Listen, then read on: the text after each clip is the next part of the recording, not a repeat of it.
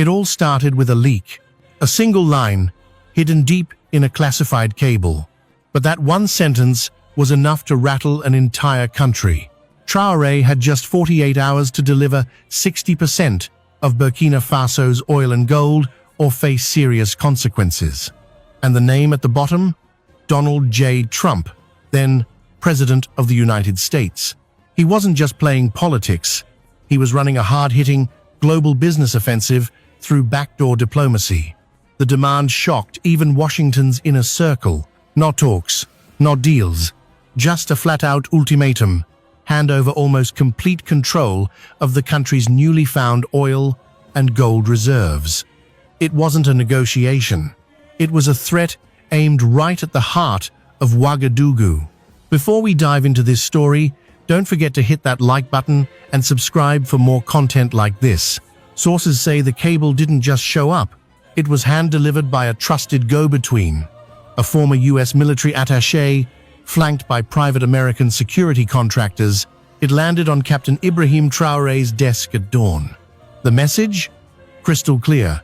Let U.S. corporations start extracting oil and exporting gold immediately. Hand over long-term control of Burkina Faso's energy policy to an American-led economic board. Do it in 48 hours, or face sanctions, resource blockades, and internal sabotage. This wasn't diplomacy. This was a shakedown. Trump's tone was blunt, cold, and all business. We saved you from terrorism. Now it's time to pay up. But there was one thing Trump didn't count on.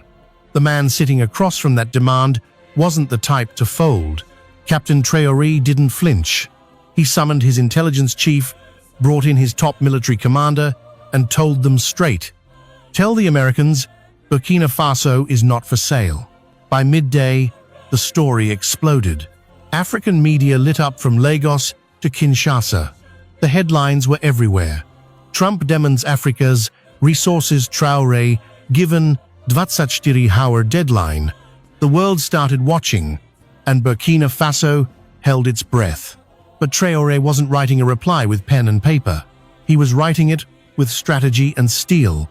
You see, for months, something huge had been kept under wraps, buried beneath the dry plains of northern Burkina Faso. This wasn't rumor or guesswork. It was real.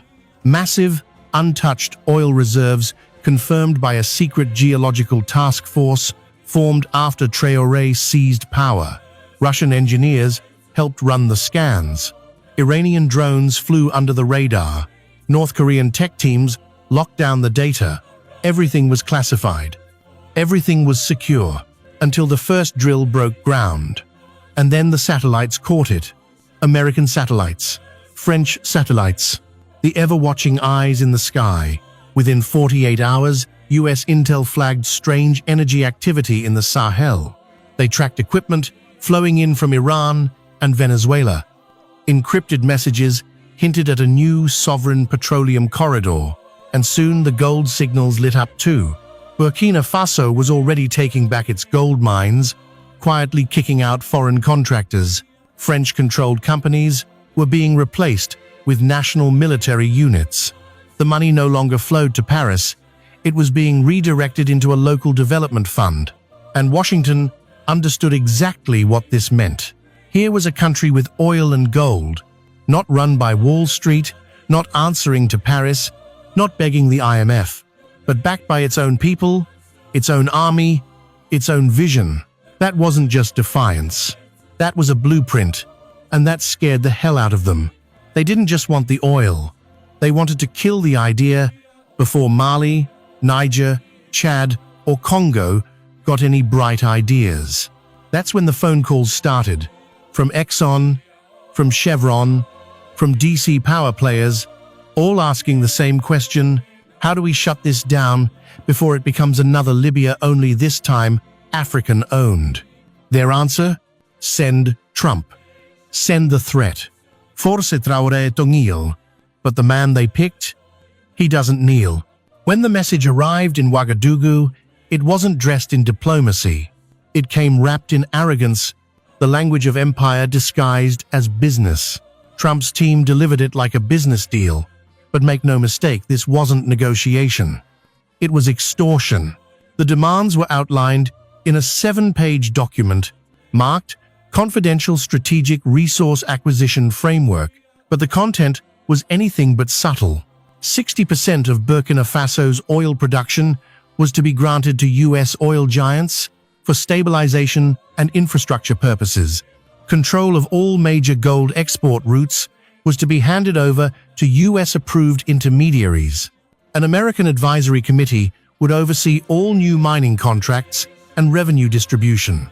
And in exchange, promises of military security, cooperation, technology partnerships, and protection from regime change.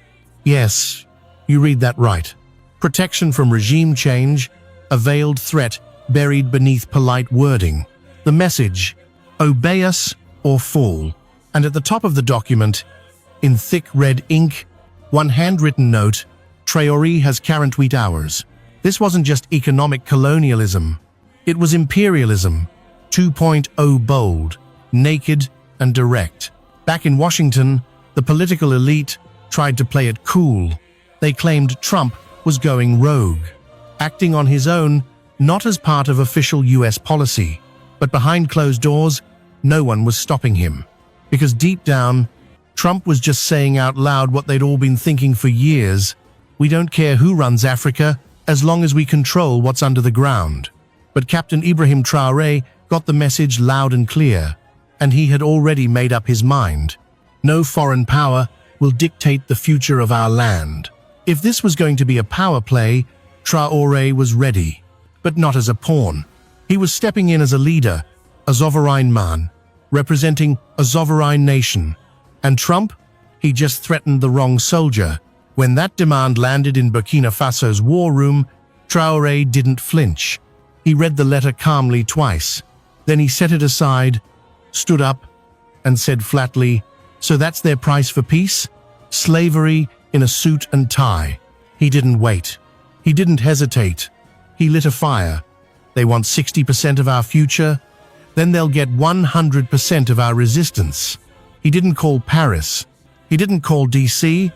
He called the commander of the Special Sovereignty Force, a shadow military unit created for exactly this kind of moment. Orders were issued fast. Lock down every oil field. Double security on gold convoys. Cut off all data flows to foreign contractors. Prep national television. A statement was coming. By noon, the entire country was watching. The screen faded to black. Then came the flicker of a live feed. No fancy studio, no slick production. Just Traore in uniform. One hand on the Burkinabe flag, the other on a folder marked Confidential U.S. Threat. His voice was calm. His stare was razor-sharp. To the people of Burkina Faso and to our African brothers and sisters, an offer has been made to sell our oil, to sell our gold, to sell our honor in exchange for fear. He paused. The room held its breath. To those behind this insult, to Mr. Trump and his backers, you have misjudged us. We are not Libya. We are not Iraq. We are not your playground. We will never trade our land for your luxury. We will never bow to your bullets or your banks. You gave us 48 hours. Here's our response. You now have 48 hours to take your greed, your threats, and your arrogance and leave African soil. He stood, saluted, and walked off screen. No questions, no deals, no backing down. But while Traore's speech lit up Africa, sparking cheers from Dar to Dar es Salaam, another storm was quietly forming behind the scenes. In oil boardrooms and intel agencies, panic hit at ExxonMobil. Urgent calls went out to DC. At Halliburton, strategy teams scrambled to assess the damage. And at CIA headquarters in Langley, alarms started going off. Traore didn't fold. He went public. That was the problem. If Burkina Faso could say no and win, what was to stop Mali, Niger, Chad, or Congo from doing the same? So the pressure kicked up fast. CIA operatives started popping up more frequently in West Africa. Surveillance drones ran tighter flight paths over Burkina Faso's oil fields and gold routes. Social media lit up with sudden smear campaigns, calling Traore unstable, erratic, even mentally unfit. And near the Ghana border, private contractors tied to a notorious intel firm were reportedly spotted moving in. The message from Washington was clear: this ends now. But Traore's answer had already echoed across the continent. Africa is not yours to buy. Their mission? Destabilization from within. Meanwhile, major Western media networks suddenly aligned in message. They began a new narrative. Burkina Faso's economic isolation could trigger a humanitarian crisis. Experts warn. They said Traore is leading his country into ruin. But inside Burkina Faso, the opposite was happening. More people lined up to volunteer for oil field security units. Across Burkina Faso, the resistance wasn't just military. It was cultural, grassroots, and growing by the hour. University students held teach-ins on sovereignty and resource justice. Women's groups delivered food and supplies to soldiers guarding the gold mines. And every time CNN or the BBC ran another hit piece, young people didn't get angry. They laughed. Then they reposted it with the caption, "If they hate him this much, he must be doing something right." Captain Ibrahim Traore understood something critical. The real enemy wasn't just Trump. It was the whole system, the global machine of banks, oil giants, spy agencies, and media empires that had stripped Africa for generations. And now, that machine had turned its full weight against one man because he dared to do the unthinkable. Lovely viewers, welcome to AMF4 TV. My name is Richard Che. I hope you are fine. Okay, we are talking about how African leaders has to be united by this an influential leader, Burkina Faso President Ibrahim Traore. There is a video on social media, especially on our handles, that we have to share it to you for you people to comment on it, on how statements he has been making all these days. We'll keep on updating you on this issue, but don't forget to subscribe to our YouTube channel for more of this video as well as similar videos like this. Let's listen to whatever he said and on social media to see, and then also don't forget to comment when you watch this video. Kindly also not forget to subscribe to our YouTube channel. Share this video for people to also watch and like us. Unthinkable. He said no and meant it. Burkina Faso was under siege politically, economically, digitally. But Traore wasn't standing alone. Just days after his bold rejection of Trump's ultimatum, 3 military planes touched down in Ouagadougou. No bombs, no weapons, just brothers. From Mali came Colonel Assimi Goïta, silent, steady. From Niger, General Abdourahmane Chiani, eyes full of fire. And from Guinea, Colonel Mamadi Doumbouya, walking tall, no apologies, no suits, no diplomats, no foreign handlers. They walked into the presidential palace side by side. And when they came out, they stood next to Traore for the world to see. Then came the line that shook the continent. If you touch Burkina Faso, you touch all of us. This wasn't just a statement. It was a new doctrine. Africa's answer to NATO. The AES shield. Mali sent battle-hardened advisors to protect oil fields. Niger deployed logistics teams to navigate desert terrain. Guinea opened its airspace for emergency supply runs. And they weren't just fighting on the ground. They took the fight online. AES-backed media launched a full-blown counterattack, exposing Western disinformation, highlighting the truth behind the resource war, flooding social feeds with one message: our resources, our future, our fight. The ripple effect was unstoppable. In Bamako, crowds filled the streets in solidarity with Traore. In Conakry, murals went up showing him standing on oil barrels, waving the Burkinabe flag high. Even in Chad and the Central African Republic, youth groups chanted AS or death. Back in the West, intelligence agencies scrambled to keep up, but they'd missed one key thing. This wasn't just about Burkina Faso anymore. This was a Pan-African firewall, and Traore wasn't retreating. He was marching forward, backed by a brotherhood forged not in treaties, but in war, betrayal, and the shared dream of true African freedom. While Western powers raged and scrambled behind closed doors, two global giants were already making their move, quietly, strategically, with zero apology. China and Russia. They didn't storm in with threats or arrogance. They showed up with something far more powerful: support, technology, and a message Captain Traore would never forget. You are not alone. Just 72 hours after Trump's ultimatum hit the news, a low-key Chinese delegation landed in Ouagadougou. No cameras, no drama, just engineers, diplomats, and one game-changing offer: a fully operational oil refinery designed and built in 90 days, gold valuation systems that completely cut out Western banks, and most importantly, a digital trade system powered by China's digital yuan, bypassing both the CFA franc and the US dollar entirely.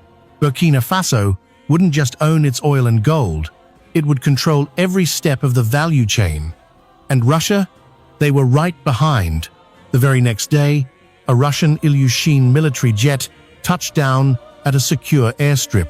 On board, advanced electronic warfare gear and dozens of unmarked crates labeled specialized defense assets. Translation: Burkina Faso's oil fields were now protected by Russian-grade anti-drone systems. Washington was stunned. CNN called it a dangerous new axis. The State Department accused Traore of selling out to dictatorships. But on the ground, in Africa, no one cared what the West thought. Because to the people, Traore wasn't bowing. He was fighting back. To them, China and Russia weren't invaders. They were tools. And AES, that was the future. A future without colonial strings. At this point, Traore had done what no one thought possible. He rejected a US ultimatum, exposed a global resource grab, and brought China, Russia, and half of West Africa to his side. In the US, the media freaked out. CNN flashed red banners. Burkina Faso threatens US strategic interests. Fox News went full panic. Traore must be stopped. Analyst panels filled up fast. Former CIA agents, oil CEOs, retired generals, all hammering one word: dangerous. They called him a madman, a dictator, a Putin puppet, the next Gaddafi. But the internet wasn't buying it. Social media exploded. Hashtags surged. La Josa Traore. Number the lion. Number Africa is not for sale. Number we are all Burkina. African creators lit up YouTube and Instagram with videos praising his defiance. Even Black Americans joined in.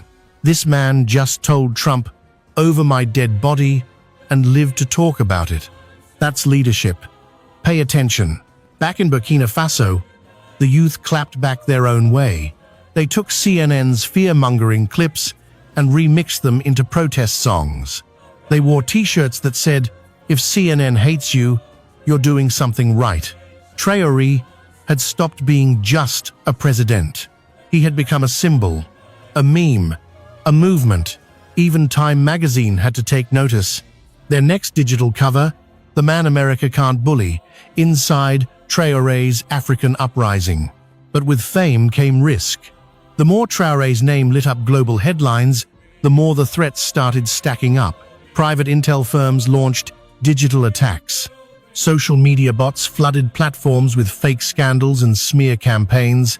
In Washington's back rooms, whispers of regime change started floating again. But none of it mattered, because the people saw what was happening. And Traore, he had shattered the script.